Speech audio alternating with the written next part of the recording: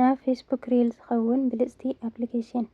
ሰላማት ክቡራት ኣሕዋተይ ሰላምኩም ብዙሕ ትርፍ ይበል ሎማዓንቲ ሒዘልኩም መፅእ ኣለኹ ንፌስቡክ ሪል ዝኸውን ኤዲት መግበሪት ኣፕሊኬሽን እየ ከሪአኩም እዛ ኣፕሊኬሽን ምንም ዓይነት ዋተርማርክ የብላይ እና ኣዝያ ብልጽትን ቀላልን እያ ከመይ ጌርና ከም ንጥቀማ ከሪአኩም እየ መጀመርያ እዚ ኣፕሊኬሽን እዚኣ ካብ ፕሌይ ስቶር ውርድዋ ኤዲትስ እያ ትበሃል ከም ትሪእዋ ኣለኹም ካብኡ ምድማር ምልክት እኒኦ ታሕቲ ማለት እዩ እታ ምድማር ምልክት ትጻውጡ ካብኡ ከምዚ ኢላ ትኻፍተልና እሞ ሕጂ እውን ምልክት ክገብረልኩም እየ ላብ ጋላሪ እያ ትወስደኩም እታ ኤዲት ክትገብርዋ ዝደለኹም ቪድዮ እሳ ተእትይዋ ማለት እዩ ካብኡ ኣፍታ ኣብ ታሕቲ ዘሎ ናይ ቪድዮ ጽቕጥ ተብልዎ ቢድኩም እሞ ከምዚ ብጫ ይመጸልኩም ካብኡ ሕጂ ክትገብርዎ ዝግበአኩም ናይ ፌስቡክ ሪል ዝኸውን ቅርጺ ኢኹም ትገብሩሉ እዛ ምልክት ገይረልኩም ዘለኹ ተኣትዩ እሞ ኣብዚ ናብ ፌስቡክ ሪል ዝኸውን 9 ብ16 ዝብል ዘሎ እዚ ትመርጹ ማለት እዩ መጨረሻ ኣብ ላዕሊ ኒያ ራይት ትብል ራይት ትገብርዋ ርእይዋ ማለት እዚኣ ንፌስቡክ ትኸውን እያ እሺ ርእይዋ እዚኣ ትመስል እታ ቪድዮ ማለት እዩ ብምቕጻል ደሞ ክንገብረሉ ግበአና ጽሑፍ ማለት እዩ ጽሑፍ ክንገብረሉ እንድሕር ዳኣ ደሊና ኣርእስቲ ምልክት ክገብረልኩም እየ ቴክስት ዝብል እኒኦ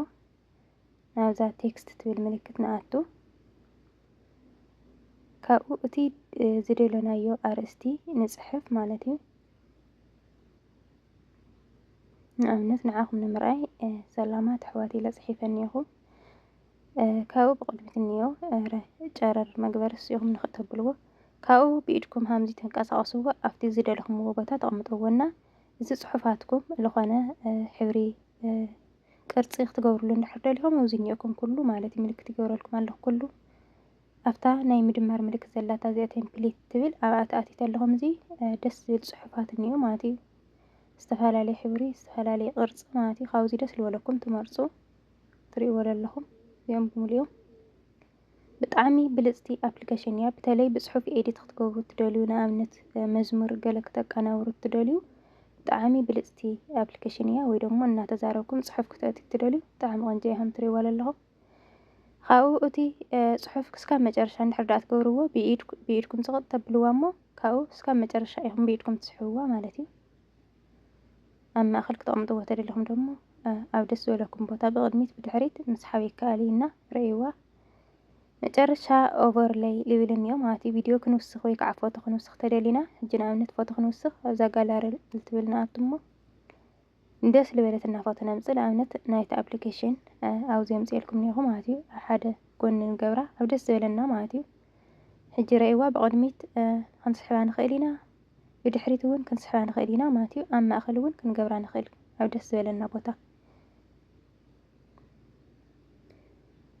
ሕጂ ቪድዮ ክንውስኽ እንድሕር ደሊና ደሞ ኣፍታ ኦቨርሌይ ትብል እኒኣ ምልክት ገይረልኩም ዘለኹ ብድጋሚ ንኣቱ እሞ ካብኡ ጋላሪ ልብል ንጸግጥ ርእይዎ ማለት እዩ ብዚ ኣጋጣሚ እዚ ኣፕሊኬሽን ምስ ኢንስትግራም ዝተተሓሓዘት እያ ናብ ኢንስትግራም በዚ ኤዲት ጌርካ ክትፖስት ትኽእል ኢኻ ብቐጥታ ማለት እዩ እና ብጣዕሚ ሓሪፍቲ ኣፕሊኬሽን እያ ምንም ዓይነት ዋተርማርክ ኣይሕዘኒ ምክንያቱ ኢንስትግራም እና ፌስቡክ ዳርጋ ተመሳሳሊ እዩ ማለት እዩ እና ብጣዕሚ ሓሪፍቲ እያ ርእይዋ ሕጂ እታ ቪድዮ እትያ እኒአኹ ድምፂ ከጥፋ ክነጥፍኦ ኣለና ምክንያቱ ከየብለና ከይዋቕዐና እታ ዘእተናያ ቪድዮ ከምዚ ገይርና ድምፂ ሚት ንገብራ መጨረሻ ራይት ንገብራ ማለት እዩ በቲ መጀመርያ ዝነበረ ቪድዮ ብድምፂ እሱ ክንጥቀም ተኾይንና እታ ብላዕሊ ነእተናያ ቪድዮ ሚት ክንገብራ እኒአና ማለት እዩ ሕጂ ርእይዎ ማለት እዩ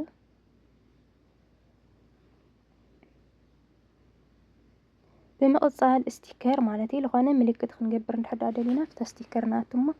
ኣብዚ ደስ ዝበለና ንጽሕፍ ንኣብነት ፎሎው በሉኒ ላይክ ኮሜንት ሼር ገለ ክንብል ተደሊና ኣብዚ ደስ ዝበለና ንጽሕፍ ንኣብነት ፎሎው ኢልና ንጽሕፍ እሞ ከምዚ ኢሉ ይመጸልና ማለት እዩ ናብ ባዕሉ ዝተዳለየ ርእይዎ ኣብ ዝደለናያ ቦታ ነቕምጣ ንኣብነት ኣብ መጨረሻ ብድጋሚ ደሞ ላይክ ኢልና ንጽሕፍ ካብኡ እዚ ይመጸልና ማለት እዩ መሪጽና ክንእቲ ንኽእል ኢና ጠቕላላ ተደሊና እውን ኣብዚ እኒአና ላይክ ኮሜንት ሼር ልብል ሕጂ እቲ ቪድዮ ክንቅንሰሉ እንድሕር ደሊና እቲ ብላዕሊ ዝገበርናዮ ወይ ከዓ እቲ ታሕቲ እኳ ኣይከኣሊ ክጠፍ እዩ። ግን እቲ ኦቨርላይ ለእተናዮ ቪድዮ ክንቅንሰሉ እንድሕር ደሊና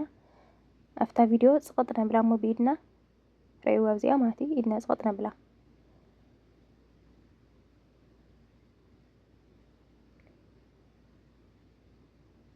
ዝኾነ ምልክት እኒኦ እዩ ብኢድና ክንፀቕጦ ኣለና እቲ ቪድዮ ማለት እዩ ረእይዋ ማለት እዩ። ሕዚ ኣብዛ ታሕቲ እኒኣ ምልክት ዝገበርኩልኩም ንሳ ፅቕጥ ነብላ ሕጂ ንቆርፃ ኢና ማለት እዩ። ከምዚ ካት ነገብራ ኢና መጨረሻ ረእይዋ ድሌት ምልክት ኣቲና ድሌት ነገብራ ማለት እዩ። ክቡራት ኣሕዋተይ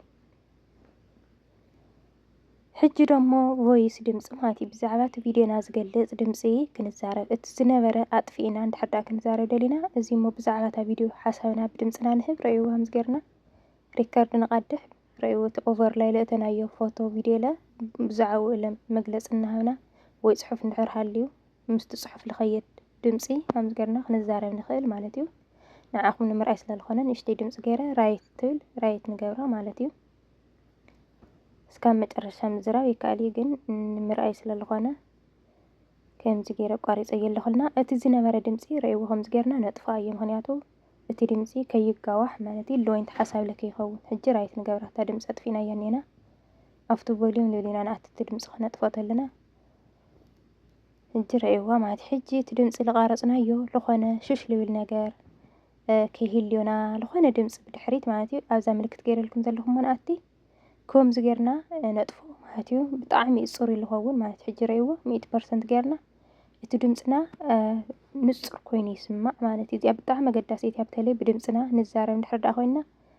እዚኣ ግድን ከነብል ኣለና ማለት እዩ። እቲ ሽሽ ልብል ገለ ብድሕሪት ለሎ ወይ ሙዚቃ ተኣቲና ዝኾነ ማለት እዩ ድምፂ ተኣቲና የጥፍኦ እዩና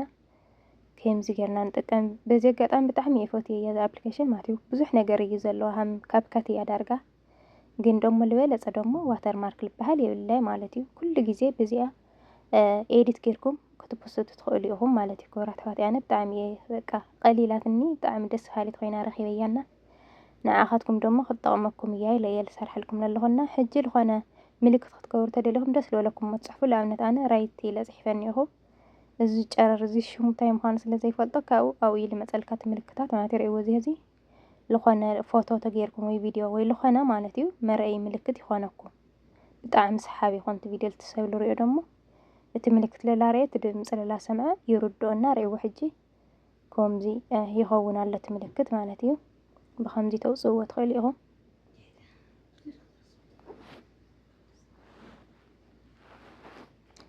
እና ረእይዋ ማለት እዩ ከምዚ ጌርኩም ናይ ኩለን ማለት እዩ እዚኣ ነጊረኩም እኒአኹ ዘን ኤዲት መግበሪ እንግሊሽ ተንብቡ ደሞ ብጣዕሚ ቀሊል ስለዝኾነ እንግሊሽ ላንበብኩም እውን ክትገብሩ ትኽእሉ ኢኹም ማለት እዩ። ታሕቲ እኒአኩም ናይ ደስ ዝበለኩም መቀናበሪ ሕጂ ድምፂ ክንእቲ ተደሊና ንኣብነት ድምፂ ክብለኩም ከለኹ ምስቱ ቪድዮና ሙዚቃ ወይ መዝሙር ማለት እዩ ድምፂ ትሕት ኣቢልና እንድሕር ዳ ክንእቲ ደሊና ምልክት ክገብሩ ኣድዮ ልብል ማለት ምልክት ገይረልኩም ኣለኹ ሳንመርፅ ካብኡ ካብዚ ደስ ዝበለና ድምፅታት ክንእቲ ንኽእል ማለት እዩ። ክቡራት ኣሕዋተይ ንኣብነት እዚ ንኣኹም ንምርኣይ መሪፀ እኒአኹ ናይ ጨረር ምልክት እኒኦ ንኽእነብሎ እሞ ረእይዎ ብላዕሊ ራይት እኒኦ ራይት ንገብሮ ማለት ረእይዎ እዚ ከምዚ ጌርና ድምፂ ቅንስ ኣቢልና እሱ ክንእትዮ ንኽእል እና ብለበለፀ ግን ድምፅና ብቻ ተዝኾን እየ ልመርፅ ምክንያቱ ኮፒራይት ከይሕዘና ማለት እዩ። ፌስቡክ ድምፅታት ናይ ካሊእ ድምፂ ስለለይፈቱና ድሌት ገይረያ እኒአኹ ብለበለፀ ናይ ባዓልትና ክኸውን እየ ዝመርፅ እና ሕጂ ኤዲት ጌርና ወዲእና እኒአና ህነውርዶ ኢና እቲ ቪድዮና ማለት እዩ። መጨረሻ ሕጂ ኣብዚ ነስተኻኽለ ዝግበአና ንኣብነት ኣብዚኣ ኤዲት ስትብል 2K እዩ ዝፈቅድ ባዕሉ ማለት እዩ። እቲ ቪድዮና ኳሊቲ ምእንታን ክኸውን ኣብ ላዕሊ 2K ኣብ ታሕቲ ደሞ 30 ልብል ኢና ንመርፅ እና መጨረሻ ኔክስት ኢልና ነውርዳ ማለት እዩ። ክቡራት ኣሕዋተይ ከም ትሪእዋ ዘለኹም ብጣዕሚ እዩ በቃ ኣብዚ ዝወፅእ ቪድዮ ብጣዕሚ እዩ ፅሩይ ምንም ዓይነት ኮፒራይት እውን ይሕዘካ ኢና መጨረሻ ረእይዋ ወሪዳ እኒኣ ዳውንሎድ ማለ ይንረስዕ ምልክት ገይረልኩም ኣለኹ ማለት እዩ። ሕጂ ረእይዋ ዳውንሎድ ድጋሚ ማለት እዩ ምልክት ገይረልኩም እየ ዳውንሎድ እንገብር ብጣዕሚ እዩ ደሞ ፈጣን ብስረይ ድንጉ ኣብ ምውራድ ለ ማለት እዩ እና ረእይዋ ሕጂ ፊኒሽድ ኢላኒ ኣውሪዳ ማለት እዩ። ብምቕፃል ናብ ፌስቡክኩም ተእትይዋና ክቡራት ኣሕዋተይ ናይ ሎማዓንቲ ቪድዮ ነዚኣ ትመስል ሓድሽቲ ዝኾንኩም ሳብስክራይብ ላይክ ሸር እናገበርኩም ኣበረታትዑኒ ሕቶ እንድሕር ሃልይኩም ደሞ ኣብ ኮሜንት ፀሓፍሉ ኢኹም እስካብ ብኻሊእ ቪድዮ ዝመፀኩም ሰላም ወሰናይ ንዓኹም።